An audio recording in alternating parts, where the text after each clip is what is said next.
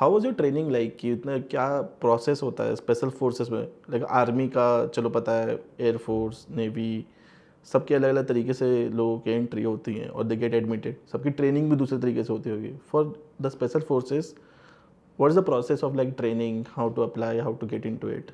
Special forces का क्या है कि स्पेशल फोर्सेस में एक तो चुने हुए बंदे आते हैं, क्योंकि स्पेशल फोर्सेस अभी इंडिया में नहीं, world over it's a voluntary force.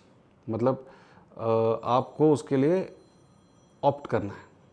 अगर आप ऑप्ट करते हो फिर आपका एक प्रोबेशन पीरियड होता है, अमूमन 3 महीने का होता है.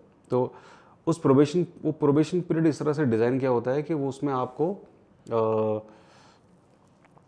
मतलब वो एक what you call it segregation process है. आप मान लीजिए कि and the success rates are very very low in that, you know. Sometimes it depends on, sometimes as low as 20%. अगर that means if 100 people come, only 10 get or 20 get selected out of that. So and वो 100 जो आते हैं वो भी किसी filter से ही आते होंगे ना? They all come from army only. अगर आर्मी स्पेशल फोर्सेस हैं, लाइक जैसे मैंने बताया कि I joined the infantry, and like infantry there is armor, there is artillery, so anybody can opt any time. You have certain age criteria obviously, because you want people coming in at a younger age, so when you opt, you get allotted a unit for probation, you join the unit, and then you go through this process. Major part of the process is your physical endurance obviously, but there is also a mental angle to it. How as you go along the probation, you are put under tremendous mental pressure.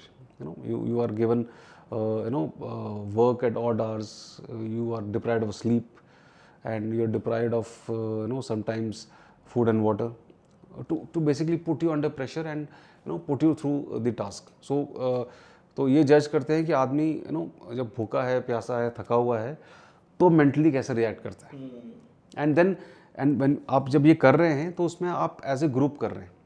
अच्छा, आप individually नहीं कर? As a individually नहीं है, तो you are part of a group. But ऐसा भी होता है ना कि बहुत बार लोग एक या दो इंसान कहीं फंस गया बिना खाना पानी के, वो भी तो सिचुएशन आता है. तो हाँ, वो जो हम वो एक प्रोबेशन के हिस्से में वो एक अलग सा एक सेगमेंट है जहाँ पे एस्केप एंड इवेजन एक मॉड्यूल होता है, जिसके अंदर आप you are when I am saying group, मैं saying probation happens as a group.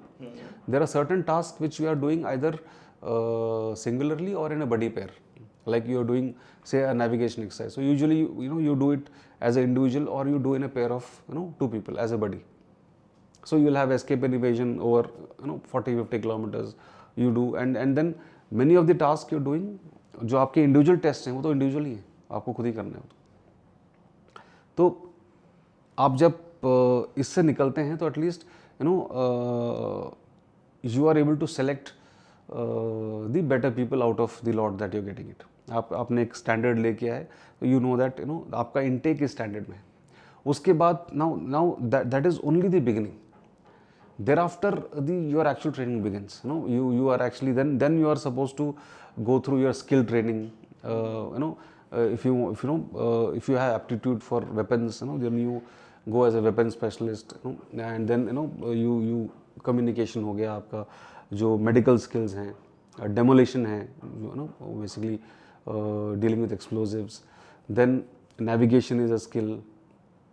Then your special skills like what I mentioned about parachuting, the combat free fall, underwater diving. So all these things. So it's a continuous process, and then the training never ends, because you are treating every day as an opportunity to learn something, and obviously when you are going in operational area, so this mentality has to be there that you are because आप कहीं पे भी complacent हो गए तो फिर आप मार खा सकते हो.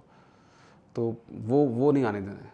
तो मतलब पहले आर्मी में घुसना जरूरी है before applying to this special force? Exactly. Army, navy और एयरफोर्स लाइक से कहीं से भी.